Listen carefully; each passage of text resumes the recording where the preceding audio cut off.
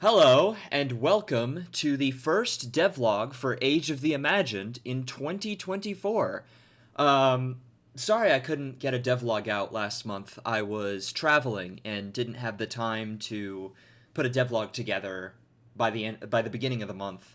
So, sorry about that, but that just means there's more to talk about in this devlog. So, let's just jump right into it with the overworld sprites. I have the directionals for one of the party members, Oliver. That's finished. If you've been watching the streams that I do every Friday for development for this, you can see that. The next step after that is going to be the first area tiles. I'm probably going to be doing. I know that GameMaker has a function for making tiles within its development software, but I'm probably going to be doing it in Asprite instead and just import the images into GameMaker because I already have a system where I already have a wall system, so I could just put objects of the walls over the pre-existing sprite assets, so that shouldn't be too much of a problem. Really quick, I do want to shill. I have a little join button now, so for those streams that I mentioned earlier, if you want to have these wacky little emotes, it's $3 a month. If you're feeling generous, I would greatly appreciate it. So, I wanted to talk about the intro real quick because I've been trying to work out how I want the intro of the game to work. Whether I want it to be like a backstory cutscene a la Shovel Knight or Undertale or something, or just drop you into the first scene. I'm more partial to leaning into the latter of that just because I think it'll be a better, smoother transition. And also, I had a better idea for one of those backstory like things later in the game. So I'll probably just do something like an expository shot that slowly transitions into Roxanne's house, which is where the game's going to start. Unfortunately, I don't have any visuals for that just yet, but I'll be working on that going forward, sort of off stream. So I will continue with updates on that. I wish I had a actual percentage of how much is being written, but the main difficulty has been the writing. So I'll see if I can get some more writing done and then work out a percentage based on what I have and then how much there is to go. Now, the music. There are currently 3 planned songs that I want to get started on. Some being area themes, a couple battle like a battle theme, and a couple boss themes. But I'm still practicing learning music. I haven't quite figured out. These past couple of months have been more attuned towards learning GML, the game maker's coding language. So I haven't really had a whole lot of time for practicing music. But for those tracks, I've been debating on whether or not to open a SoundCloud, just upload the music tracks to YouTube, or do it on a new channel. So I'm not quite sure what the process for that will be, but I'm more partial to just uploading it on this channel since this is where I upload everything anyway. I don't know, but I'm gonna see if I can practice music a little more and then have something ready to go by next month. I might not though. We'll see what happens. The script, right. As mentioned before, the intro cutscene is still in the planning phase. But something, a little bit of a hurdle that I ran into is that some of like the world building for the characters' powers and abilities may need to change depending on to accommodate for the battle system. I don't want to spoil too much because I don't plan on spoiling, the main plot of the game for these devlogs.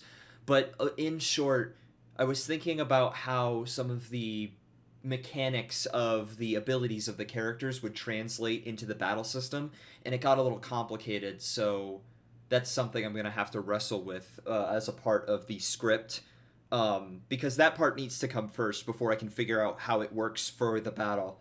So that was something of a hurdle that I ran into, but I'll figure it out. It shouldn't be too difficult. I'm sure I could translate it pretty effectively. Coding, like I said, I've been practicing GML a lot for these past 2 months, and I've gotten a pretty good handle on it. Actually, I'm starting to learn more every day. I I watch more and more tutorials, and I learn how to do more things, such as the text box system. I managed to implement a rudimentary system for making text boxes appear on screen. I haven't figured out the crawl effect yet. Right now, it just shows up as like you just interact with something and it just shows up without the actual characters moving across the screen in the box. So I'll have to figure that out. But it shouldn't be too hard to figure out. Obviously, in the footage that I'm showing, it looks different from this. This is what I would actually like the text boxes to look like. Something more akin to this direction with the little character standing and then a box that looks like this. The font is still in the early stage. I need to fine tune it a little bit more for readability, but this is what I would like to lean more towards, so I can have a whole lot of dialogue expression with the main characters.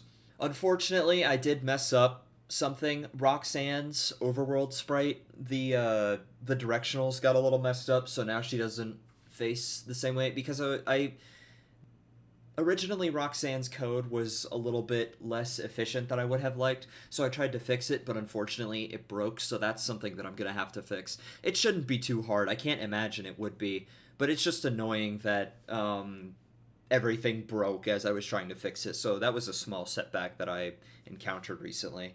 However, I did get the overworld party follower system somewhat implemented. Now Oliver trails behind Roxanne. But you'll see that the depth for Oliver is a little broken. He appears over her when he shouldn't sometimes, so I'm gonna have to fix that. But that is slowly, the overworld is slowly shaping up more and more as the days go by. I just gotta keep working on that. So, I haven't done a whole lot, but it's slowly, as I learn GML, it's shaping up more and more. I did want to talk about the plan for the demo, because it did change a little bit. I think I mentioned beforehand that Chapter 1 would be available as a demo, but the plans have changed a little bit because it's gotten a little more ambitious. I think the plan right now is to have a prologue and Chapter 1, and Chapter 1 will consist of currently 2 mid-bosses leading to a final third boss. That could change. I don't know if I want that many bosses just for Chapter 1. I'm not too sure just yet, but currently the plan is Chapter 1 to have 2 mid-bosses with a final third boss, with the demo going through the prologue and Chapter 1 up to the first mid-boss, and then the rest of Chapter 1 being packaged as being available for purchase. That's what I would like the plan to be currently. That could change in the coming months depending on how long it takes me to develop this stuff, whether or not I need to cut a boss or stuff like that. This is a very tentative plan. This could all be changed. Don't treat that plan as gospel, is what I want the takeaway from this to be. This is just what I would like the plan to be, but as always, it could change. That's about all I have to say on development.